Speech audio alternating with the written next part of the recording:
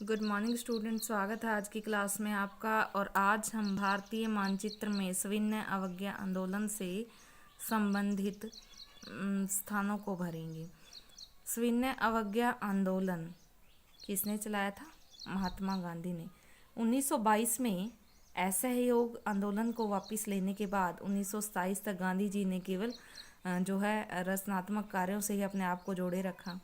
लेकिन दूसरी तरफ स्वराज्यवादियों ने इस दौरान राष्ट्रीय आंदोलन को चलाया। 1927 ईस्वी में साइमन कमीशन की नियुक्ति हुई। उससे भारतीय राजनीति पुनः सक्रिय हो गई। देश की लगातार स्थिति बिगड़ती चली गई और साइमन कमीशन के प्रति भारतीयों में कड़ा रोष जागृत हुआ।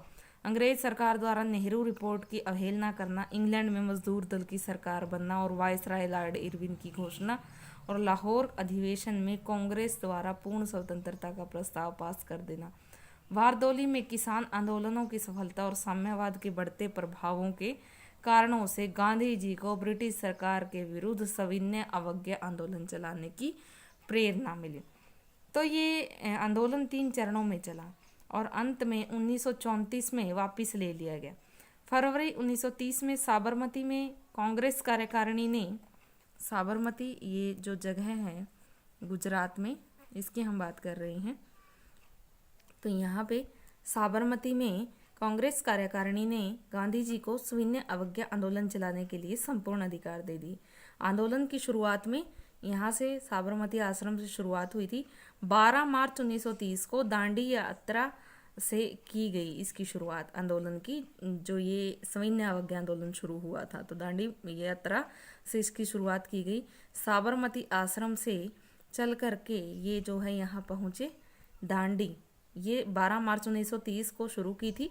6 अप्रैल 1930 को यहाँ पहुँचकर, दांडी पहुँचकर, क्योंकि इसको दांडी मार्च भी कहा जाता है, और समुद्र के पानी से नमक बना करके नमक कानून को तोड़ा गया था।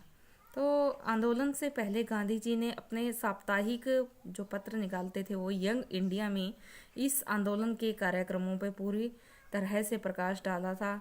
इसमें नमक कानून का उल्लंघन करना, सरकारी स्कूलों दफ्तरों का बहिष्कार करना, शराब का बहिष्कार करना, अफीम और विदेशी कपड़ों की दुकानों पर धरने देना, विधानमंडलों से त्याग पत्र और विदेशी कपड़ों की होली जलाना, ये सारी चीज़ें शामिल थी। गांधी जी का अनुसरण करते हुए हजारों की संख्या में लोगों ने संयुक्त प्रांत मद्रास, तो यहाँ पे ये जो जगह है मद्रास, संयुक्त प्रांत और मुंबई, ये रही मुंबई, तो यहाँ मद्रास, मुंबई, संयुक्त प्रांत और बंगाल में ये जो इलाका है ये वाला, और ये पश्चिम बंगाल का जो एरिया, ये सारा का सारा बंगाल कहलाता था। तो यहाँ पे उन्होंने नमक कानून का उल्लंघन किया। तो जहाँ नमक बनाना संभव नहीं था वहाँ अन्य कानूनों को तोड़ा गया था। नमक कानून को कैसे तोड़ा कि उन्होंने जो है नमक बना लिया समुद्र के पानी से, लेकिन जहाँ पे सारी चीज़ें असंभव थी वहाँ पे अन्य कानूनों को तोड़ करके उन्होंने इस आंदोलन के साथ अपने होने की जो है मुहिम जारी रखी। तो इसके बाद जो है 16 दिल्ली में 1600 महिलाओं ने शराब की दुकानों पर धरने दिए। तो ये भी इसका ही एक हिस्सा था। यहाँ पे 1600 महिलाओं ने जो है धरने दिए और फिर जो है गांधी जी की गिरफ्तारी हो गई, क्योंकि इस आंदोलन के विरोध में, और मुंबई, कलकत्ता और अनेक जगहों पे हड़तालें हुई। तो यहाँ पे उन 1600 महिलाओं को जिन्होंने शराब की दुकानों के आगे धरने दिए थे उनको गिरफ्तार कर लिया गया। शोलापुर में पुलिस ने जो है गोलाबारी की, यहाँ पे पुलिस द्वारा गोलाबारी की गई और 25 व्यक्ति मारे गए। और धरासना में भी सत्याग्रहियों को पुलिस ने बुरी तरह से पीटा। और धरासना के साथ साथ ये बालासोर जगह है, तो यहाँ पे भी जो है 500 व्यक्ति गिरफ्तार कर लिए गए। अलीपुर से भी बहुत सारे लोगों को गिरफ्तार कर लिया गया। तो इस तरह से कांग्रेस को अवैध संगठन घोषित करके 60,000 लोगों को जेल में ठूस दिया गया। 60,000 लोग गिरफ्तार कर लिए गए। सरकार के दमन चक्र के बावजूद विभिन्न जगहों पे ये आंदोलन जोर पकड़ता गया। 1930 में गोलमेज सम्मेलन बुलाया गया। गोलमेज सम्मेलन इंग्लैंड में हुआ था, भारत में नहीं हुआ था। तो गोलमेज सम्मेलन बुलाया गया, कांग्रेस द्वारा इसका बहिष्कार किया गया। कांग्रेस इसमें शामिल नहीं हुई, तो इस कारण से सफल नहीं हो पाया पूरी तरह से।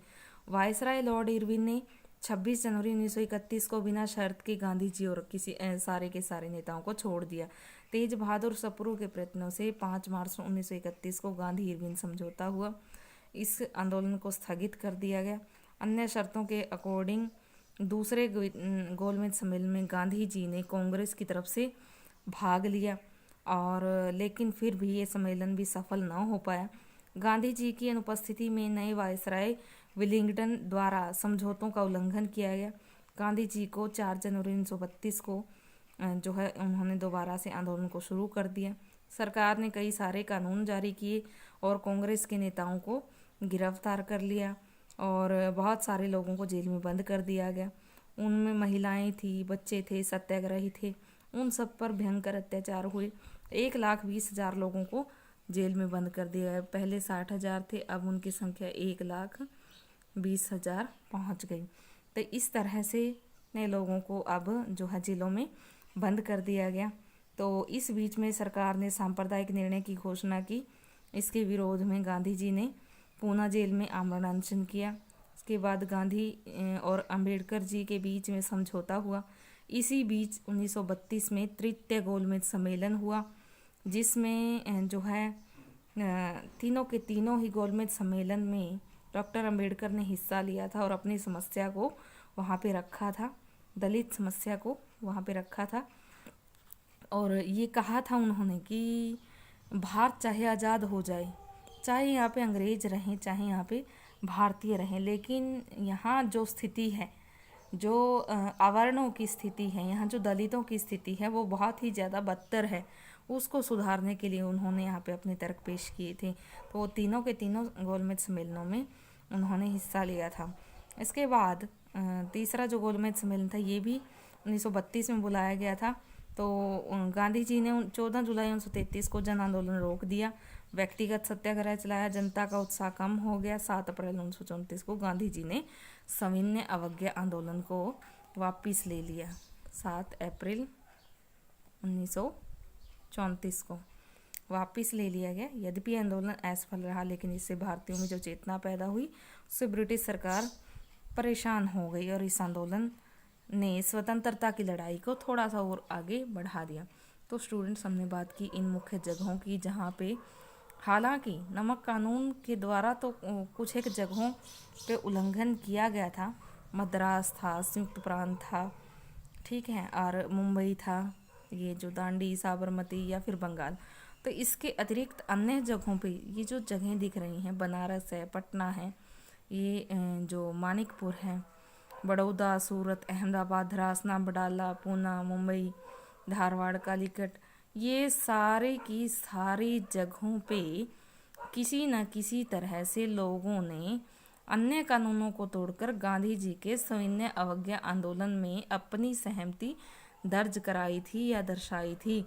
तो हम ये कह सकते हैं कि लगभग संपूर्ण भारतवर्ष में इसकी लहरें देखने को मिली थी। तो ये थे सविनय अवज्ञा आंदोलन से संबंधित महत्वपूर्ण स्थान। आप ये भर लेंगे यहाँ पे, लाहौर, अमृतसर, दिल्ली, ये सारी की सारी जगहें, ये दांडी, मुंबई, साबरमती, अहमदाबाद, बड़ौदा, सूरत, धरासना, बडाला, पूना, शोलापुर, धारवाड़, मद्रास, कालीकट, इधर से ये बालासोर, मिर्ज़ापुर, ये यहाँ पे बंगाल को भर लेंगे आप, पटना, ये मानिकपुर, बनारस और इलाहाबाद, इन जगहों को भरना है।